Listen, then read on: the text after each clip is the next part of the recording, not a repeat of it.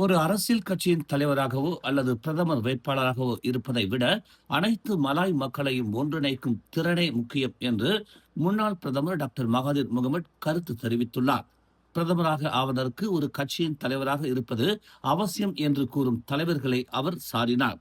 அடுத்த பொதுத் தேர்தலில் எந்த ஒரு கட்சியும் வெற்றி பெற வாய்ப்பில்லை என்பதால் மற்றவர்களின் ஆதரவு இல்லாமல் ஒரு கட்சியின் தலைவராக இருப்பதில் பெரிய அர்த்தம் இல்லை என்று மகாதீர் தெரிவித்தார்.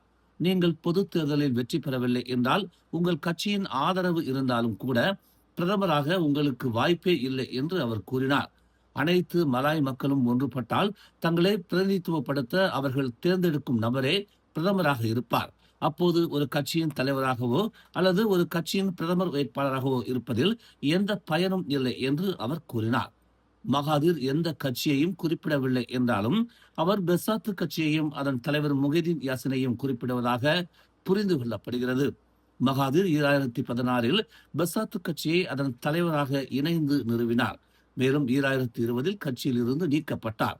கடந்த மாதம் முஹிதீனுடன் ஹம்சாவின் தலைமை பதவிக்கான போட்டி உச்சத்தில் இருந்தபோது துணைத் தலைவர் ஹம்சா ஜைனுடீன் உட்பட 17 கட்சி தலைவர்கள் நீக்கப்பட்டதால் கட்சி அண்மைய காலமாக பிளவுகளால் சூழப்பட்டுள்ளது.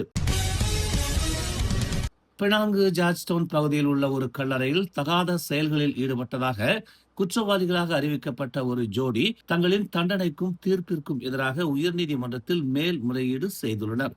58 வயது ஜெகதீசன் மற்றும் 37 வயது ஹலீலா அபுபக்கார் பத்து கந்தோங் பகுதியில் உள்ள சீன கல்லறையில் தகாத செயலில் நடந்து கொண்டதை ஒப்புக்கொண்டதை அடுத்து வியாழக்கிழமை மஜிஸ்ட்ரேட் நீதிமன்றம் 12 மாதங்கள் சிறை தண்டனை விதித்தது. இந்த தீர்ப்பை எதிர்த்து வழக்கறிஞர் நரேன் சிங் மேல்முறையீடு தாக்கல் செய்துள்ளார். இந்த சூழ்நிலைக்கு பொருத்தமற்ற அளவுக்கு சிறை தண்டனை கடுமையாக உள்ளது என்று அவர் தெரிவித்தார். தண்டனை அளவு அதிகமாக உள்ளதா என்பதை உயர்நீதிமன்றம் மறுபரிசீலனை செய்யுமாறு கோரப்படும் எனவும் அவர் கூறினார்.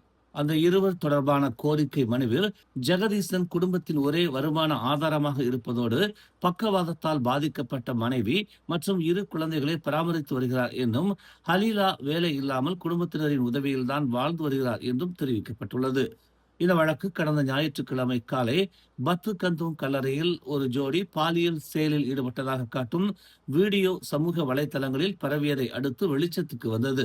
பின்னர் 69 வயதுடைய ஒருவர் போலீசில் புகார் அளித்தார். மலாக்கா மாநிலத்தில் கட்டாய வேலைக்கு உட்படுத்தப்பட்டதாக நம்பப்படும் 14 வெளிநாட்டவர்களை மீட்டதுடன் மனித கடத்தலில் தொடர்புடையதாக சந்தேகிக்கப்படும் மேலும் 7 வெளிநாட்டவரை அரச மலேசிய போலீஸ் படை கைது செய்துள்ளது.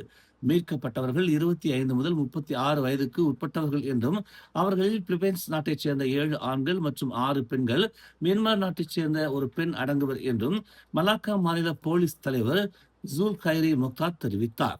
ஆரம்ப கட்ட விசாரணைகளில் கஸ்டமர் சர்வீஸ் வேலை சம்பந்தப்பட்ட நபர்களுக்கு வழங்கப்படும் என ஏமாற்றப்பட்டு மலேசியாவுக்கு அழைத்து வரப்பட்டதாகவும் பின்னர் மோசடி நடவடிக்கைகளில் ஈடுபட கட்டாயப்படுத்தப்பட்டதாகவும் தெரிவிக்கப்பட்டது.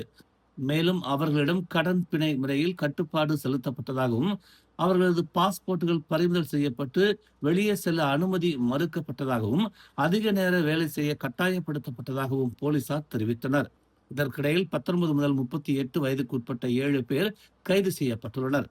அவர்களில் சீன நாட்டைச் சேர்ந்த ஒருவர், தைவான் பெண் ஒருவர், மியான்மர் ஆண் ஒருவர் மற்றும் இந்தோனேசியா, பிலிப்பைன்ஸ், மியான்மர் ஆகிய நாடுகளைச் சேர்ந்த பெண்களும் அடங்குவர் என்று அவர் கூறினார். அவர்கள் கட்டாய வேலை சுரண்டல் மற்றும் மனித கடத்தலில் ஈடுபட்டதாக சந்தேகிக்கப்படுவதுடன் செல்லுபடியாகும் அனுமதி ஆவணங்கள் இல்லாததற்காகவும் விசாரணைக்காக உட்படுத்தப்பட்டுள்ளனர்.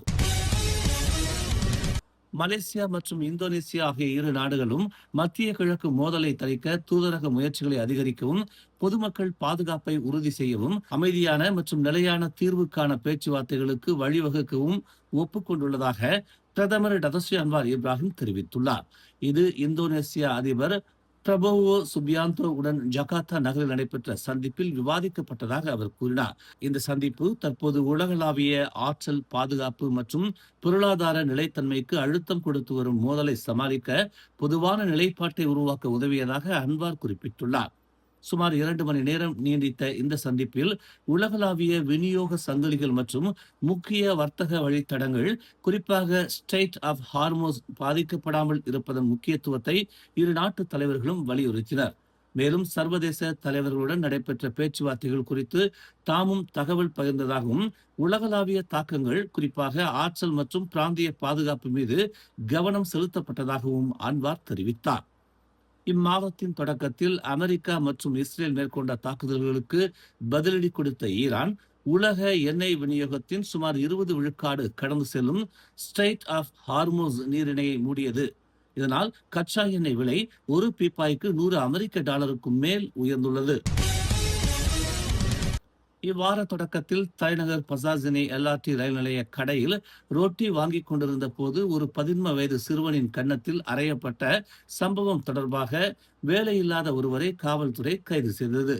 மார்ச் 24ஆம் தேதி மதியம் சுமார் 1:30 மணி அளவில் ரொட்டி விற்பனை நிலையத்தில் இச்சம்பவம் நிகழ்ந்ததாக டாங்வாங்கி மாவட்ட காவல்துறை தலைவர் உதவி ஆணையர் சசாலி ஆடாம் தெரிவித்தார். பாதிக்கப்பட்ட சிறுவனை அடையாளம் தெரியாத நபர் ஒருவர் முகத்தில் அறைந்ததாகவும் அதனால் அச்சிறுவன் தரையில் விழுந்து மூக்கில் இரத்த கசிவு ஏற்பட்டதாகவும் அவர் கூறினார். இரு தரப்பினரும் ரொட்டி வாங்குவதற்காக காத்திருந்த போது ஏற்பட்ட ஒரு தவறான புரிதலால் இந்த வாக்குவாதம் ஏற்பட்டதாக ஆரம்பகட்ட விசாரணையில் தெரிய வந்துள்ளது என்று அவர் ஒரு அறிக்கையில் தெரிவித்தார். ஒரு புகாரை தொடர்ந்து காவல்துறையினர் விசாரணை நடத்தி மார்ச் 27ஆம் தேதி பிற்பகல் சுமார் 3:40 மணி அளவில் ஜலான் மஸ்ஜித் இந்தியா சாலையோரத்தில் 47 வயது உள்ளூர்வாசி ஒருவரை கைது செய்தனர். பாதிக்கப்பட்ட சிறுவன் தனது மூக்கிலேயே விரலை வைத்து அசைத்துக் கொண்டிருந்ததால் கோபம் அடைந்து அச்சிறுவனை அறைந்ததை சந்தேக நபர் ஒப்புக்கொண்டதாக சசாலி அடாம் கூறினார். இது தொடர்பாக மேல் விசாரணை நடைபெற்று வருவதாக அவர் தெரிவித்தார். மேலும் செய்திகளை தெரிந்து கொள்ள தமிழ் மலர் இணையதளம், தமிழ் மலர் செயலி மற்றும் மலர் டிவி யூடியூப் சேனலை வலம் வாருங்கள். எங்களோடு இணைந்திருக்க மலர் டிவியை பதிவு செய்து கொள்ளுங்கள். உறவுகள் மகிழ்ந்திட விருப்பம் மற்றும் பகிர்வு சேவையை சொடுக்கிடுங்கள்.